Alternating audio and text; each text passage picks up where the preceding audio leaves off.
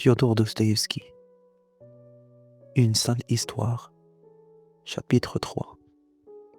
Au surplus, une nouvelle observation qu'il venait de faire l'avait particulièrement affecté. Ivan Ilitch s'aperçut soudain que sa langue devenait de plus en plus pâteuse, et même qu'il éprouvait certaines difficultés à articuler les mots, de sorte que, tout en désirant dire beaucoup de choses, le général était obligé de se taire.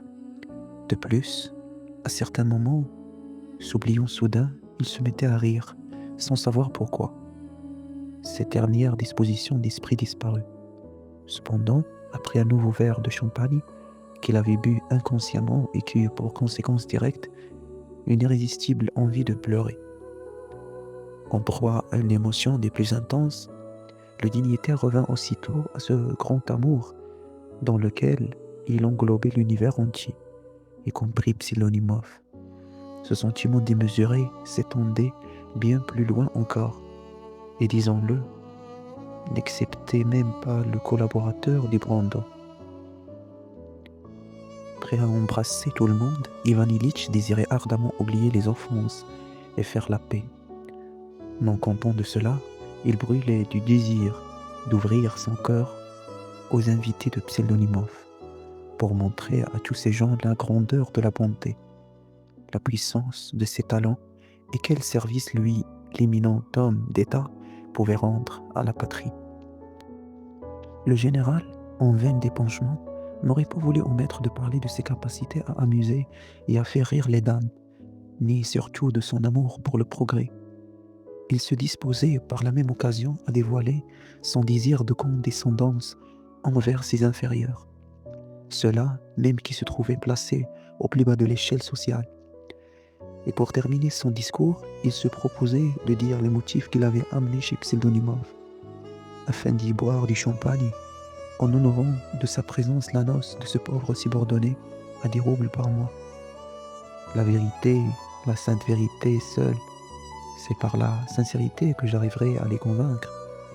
Ils me croiront, j'en suis persuadé.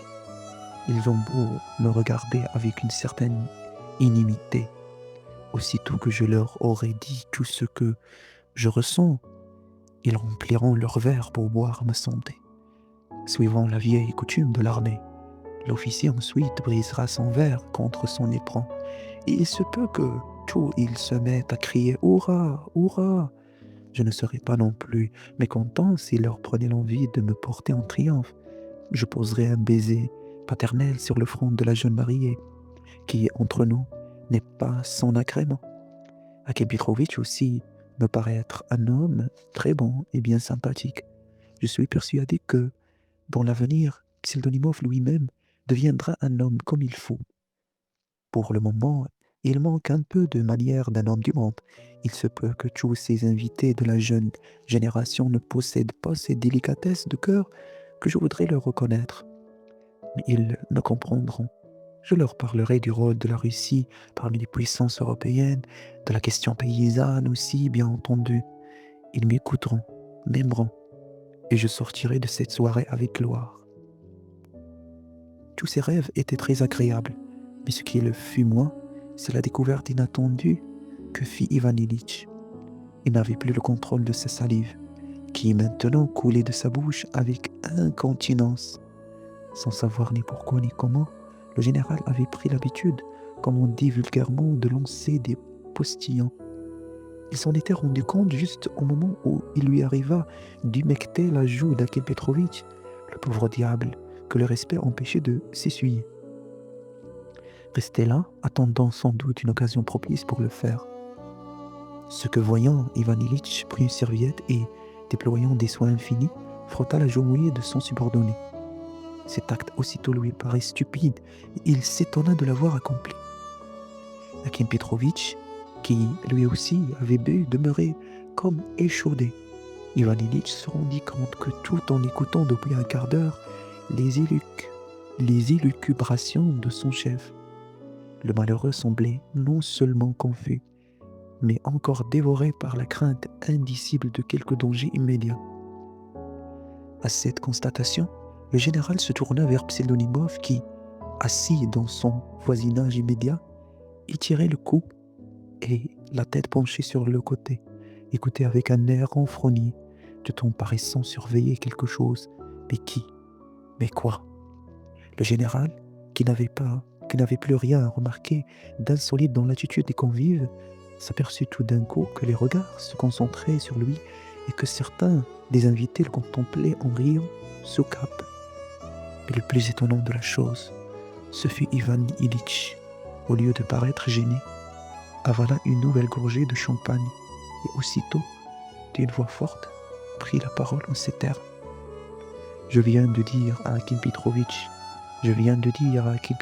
que la Russie, parfaitement, la Russie, bref, vous comprenez ce que je veux dire. La Russie traverse, et j'en ai la profonde conviction, une crise d'humanitarisme.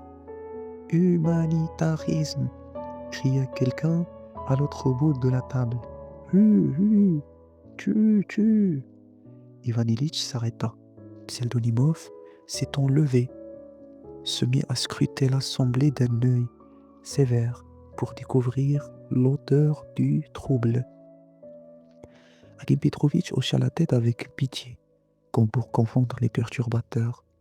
Le général, qui n'avait pas été sans remarquer ces exclamations saugrenues, garda pendant quelques instants un silence en une pause de martyr. L'humanitarisme, continua-t-il bientôt, avec une sorte d'entêtement. Tout à l'heure, précisément, je l'avais dit à Stéphane Nikiforovitch, oui, que la Renaissance, pour ainsi dire. Votre Excellence, cria la voix au bout de la table. Que désirez-vous? Demanda Ivan Ilitch en cherchant à reconnaître la personne qui l'interpellait. Ce n'est rien, rien du tout. Votre Excellence, je me suis emporté. Continuez, s'il vous plaît, répéta la voix. Ivan Ilitch, qui sentait une commotion nouvelle le traverser tout entier, continua. La Renaissance, pour ainsi dire, de toutes ces choses. Votre Excellence, cria encore une fois la voix. Que désirez-vous? Bonjour. Cette fois-ci, Ivan Ilitch n'en put supporter davantage. Il interrompit son discours pour fixer le fauteur de désordre. C'était un tout jeune homme, assurément ivre, depuis quelque temps déjà. Il ne faisait que crier, cassant des verres et des assiettes, arguant que c'était une coutume indispensable en toute noce qui se respecte. Au moment où Ivan Ilitch se tournait de son côté, l'officier s'occupait à lui faire de sévères remontrances. « Qu'est-ce que tu as à gueuler? Veux-tu qu'on te sorte ?» « Ce n'était pas pour vous, votre Excellence, pas pour vous !» criait le jeune perturbateur, affalé sur sa chaise. « Continuez, s'il vous plaît. Je vous écoute. Et je suis très content de vous entendre. Continuez, compliment. Un gamin ivre, chuchota Pseldonimov. Je vois bien qu'il est ivre, mais... L'officier cherchait à expliquer. C'est arrivé un peu par ma faute, votre Excellence, car je venais de lui raconter une drôle d'anecdote. Il s'agit là d'un lieutenant de notre régiment qui, dans ses entretiens avec ses supérieurs, usait de procédés que ce gamin a sans doute voulu imiter. À chaque parole que lui a adressée un chef, le malheureux répondait « Compliment. C'est à cause de cela même qu'il y a 10 ans, mon homme fut exclu du service. » Quel était ce lieutenant? Un lieutenant de mon régiment, votre Excellence. Son nom, Compliment, était une marotte. On avait commencé par lui faire des remontrances, puis on le mit aux arrêts. Le chef usait envers lui de procédés paternels, lui expliquant l'inconvenance de ses façons. Ce à quoi le malheureux répondait par « Compliment. C'est même un drôle de cas, et bien triste, car c'était un bel officier qui ne mesurait pas moins de 2 mètres. On avait voulu le faire passer au conseil de guerre, mais on finit par découvrir que mon homme était parfaitement fou. Gaminerie que tout cela, dit son Excellence. De mon côté, je suis prêt à pardonner. Même que la médecine s'en est occupée, votre Excellence, continua l'officier. On l'a donc disséqué? Permettez, votre Excellence, mais ce lieutenant, il était tout ce qu'il y a de plus vivant. Un rire général secoua tous les convives et même ceux qui, jusqu'ici, n'avaient dit mot. Ivan Ilitch devint enragé. « Messieurs, cria-t-il d'une voix claironnante, où ne restait plus trace de bredouillement. Messieurs, je suis encore en état de savoir qu'on ne dissèque pas un être vivant. Je supposais seulement que l'officier n'était plus de ce monde, c'est-à-dire qu'il était mort. C'est-à-dire, je veux dire que vous ne m'aimez pas. Et cependant, je vous aime tous. Moi, oui, j'aime Porphyre, bien que je m'humilie en vous parlant ainsi. À ce moment, un énorme jet de salive fusa de la bouche d'Ivan Ilitch pour tomber à l'endroit le plus découvert de la nappe. Pseldonimov se précipita dessus avec sa serviette. Mais ce dernier malheur abattit complètement l'énergie du général. « Messieurs, c'en est trop !» cria-t-il au comble du désespoir. « Un homme ivre, reprit Pseldonimov.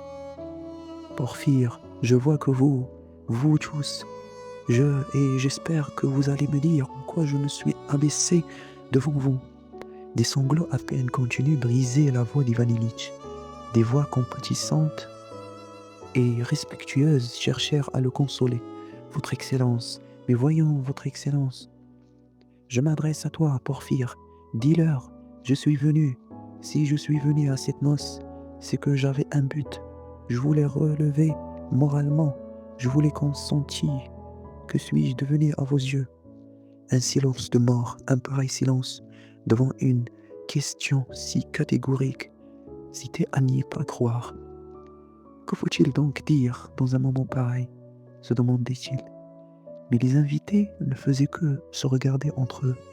Akim Petrovitch restait mi-mort, mi-vif, et Pseldonimov, muet de terreur, se répétait mentalement la question qui, depuis quelque temps déjà, hantait son cerveau. Qu'est-ce que je vais prendre demain? C'est alors que le collaborateur du Brandon, qui depuis longtemps était demeuré silencieux et morne, se dressa au bout de la table, le regard en feu, vraie statue de la vengeance. Il se tourna vers Ivan Ilitch, et comme s'il avait été chargé de répondre au nom de toute l'assemblée. « Oui, » cria-t-il d'une voix tonnante, « oui, vous vous êtes abaissé, et vous voilà démasqué. Rétrograde que vous êtes, rétrograde, rétrograde, répéta-t-il. Jeune homme, songez à qui vous parlez, bredouilla Ivan Ilitch au comble de la fureur. À vous, répondit l'autre. Et d'abord, je ne suis pas un homme, un jeune homme. Monsieur, je ne vous crains pas. Et je suis prêt à vous dire votre fait. Monsieur, vous êtes venu ici jouer la comédie et faire de l'esbrouf. Vous cherchez une popularité de bas à loi. Pseldonimov, mais qu'est-ce que donc tout cela? Cria Ivan Ilitch. L'interpellé, en proie à une terreur sans nom, demeurait pétrifié, ne sachant que faire. Un silence de mort régnait parmi les invités. Eux aussi semblaient atterrés. Seuls l'artiste et l'étudiant applaudissaient et criaient « Bravo, bravo !»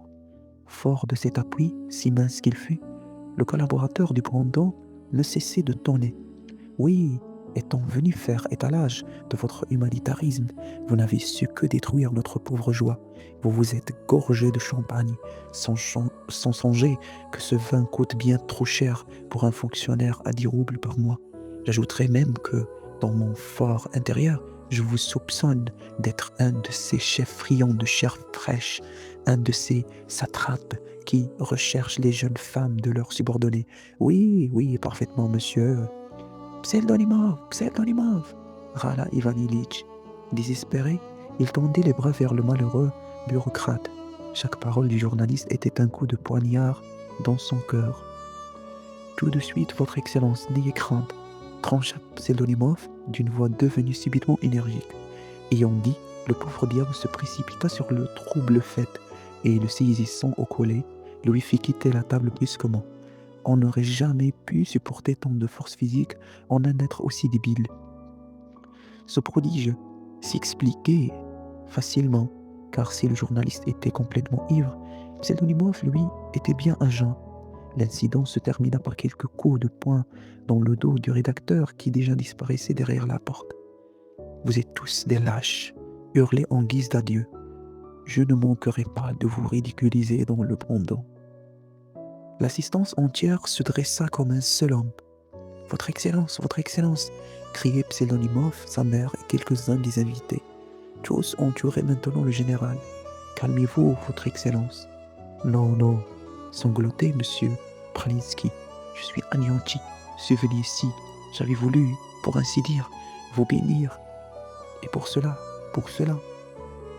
son regard suivant la débandade de ses rêves, le général s'écroula sur sa chaise. Il étendit ses deux mains sur la table, laissa tomber sa tête, et sa figure plongea dans l'assiette de blanc mangé. Nous considérons comme inutile de décrire l'effroi, la stupéfaction qui, à partir de ce moment, saisirent peu à peu les invités. Songeant au malheur qui venait de l'accabler, celui qui avait rêvé de transformer la société russe se redressa encore une fois. C'était évidemment pour partir, quitter les lieux où son idéal avait été si cruellement bafoué. Mais, vacillant soudain sur sa base, le général trébucha contre le pied de la chaise et de tout son long s'abattit sur le plancher de la maison Pseldonimov, anciennement Mamiférov. Le conseiller d'État ronflait. Ainsi en arriva-t-il généralement aux gens qui n'ont pas l'habitude de boire. Ils gardent leur conscience jusqu'au dernier moment et soudain tombent comme fauchés. Ivan Ilitch restait couché, sans connaissance. Devant lui, à moitié mort d'anxiété, se tenait Pseldonimov, les mains dans ses cheveux fadasses. Un à un, les invités quittaient la pièce, chacun commentant l'événement à sa façon.